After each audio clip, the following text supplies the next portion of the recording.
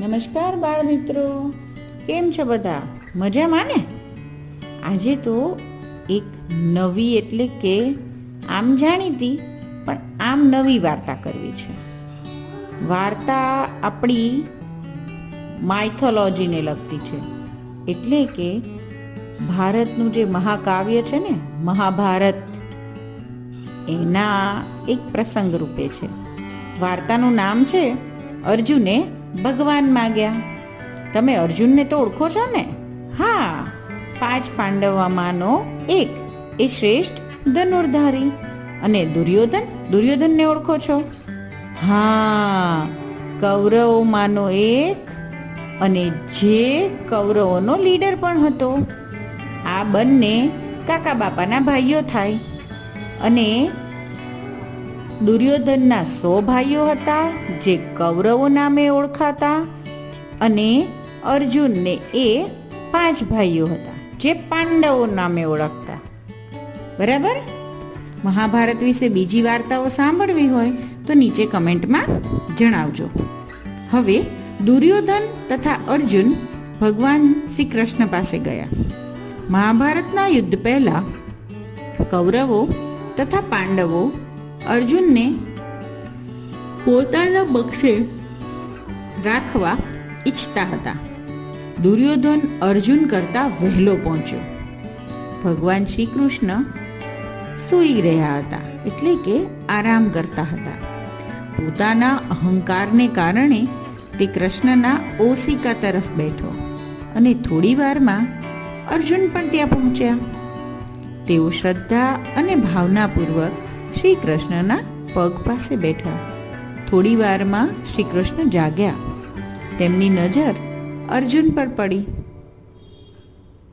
તેને આવવાનું કારણ પૂછવા જતા હતા, એટલામાં જ દુર્યોધન બોલી ઉઠ્યો કે પહેલા હું આવ્યો છું, તેથી પહેલા મારી વાત સાંભળો. શ્રી કૃષ્ણ વિમાસણમાં મુકાઈ ગયા. તેમણે કહ્યું કે અર્જુન નાનો છે, તેથી પહેલે તેને માગવા દેવું જોઈએ. હું તારી ઈચ્છા પણ પૂર્ણ કરીશ. જુઓ, એક તરફ હું છું અને બીજી તરફ મારી વિશાળ ચતુરંગીણી સેના છે. બોલ અર્જુન, તારે શું જોઈએ છે? પસંદગી પોતે જ કરવાની હતી. શું માંગવું તે પોતાની વિવેક બુદ્ધિથી નક્કી કરવાનું હતું.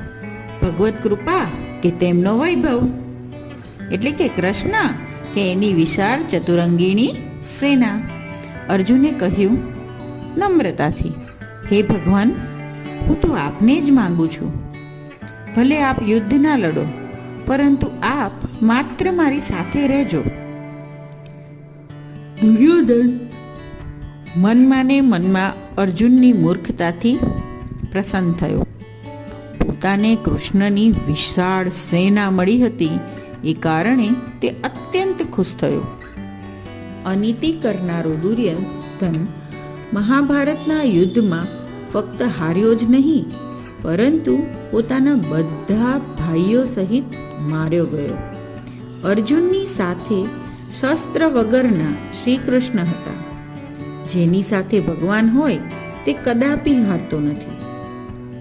દુર્યોધન જેવા અનાચારી તથા અનીતિનું આચરણ કરનારા, અને બીજી બાજુ અર્જુન જેવા ઈશ્વરીય કૃપાનું વરણ કરનારા તત્વો દરેક મનુષ્યમાં હોય છે. એટલે કે આપણામાં અર્જુન અને દુર્યોધન બંનેના ગુણો હોય છે. એકને અવિવેક તથા દુર્બુદ્ધિ અને બીજાને વિવેક તથા સદબુદ્ધિ કહી શકાય. હવે તમે કહો, કોને અવિવેક અને દુર્બુદ્ધિ કહેવાય? અર્જુનને કે દુર્યોધનને? અને કોને તમે વિવેક તથા સદબુદ્ધિ કહેશો? મને નીચે કમેન્ટમાં જણાવજો. હા, ચોક્કસથી. નીતિ અને અનીતિની પસંદગી કરવાની સ્વતંત્રતા દરેક માણસને ભગવાને આપી જ છે. આ વાર્તામાં એક બીજું પાસું પણ છે.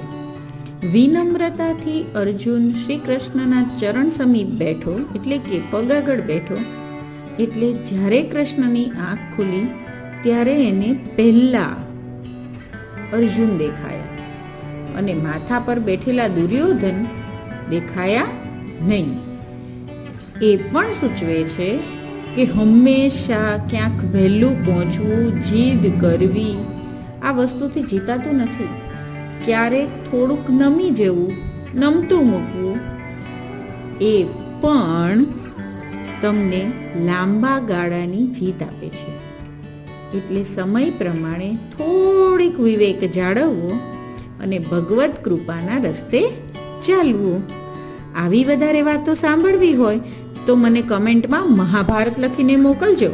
એટલે હું મહાભારતના નવા આવા નાના પ્રસંગો તમારી માટે લઈને આવીશ. ઓકે? સારું બાળકો, આ વાર્તા ફરીથી સાંભળો અને વિચારો, કોના જેવા ગુણો અપનાવવા છે? અર્જુન જેવા કે દુર્યોધન જેવા? અને તે કરવા માટે તમે આજે સૌથી પહેલું સ્ટેપ કયું લેશો?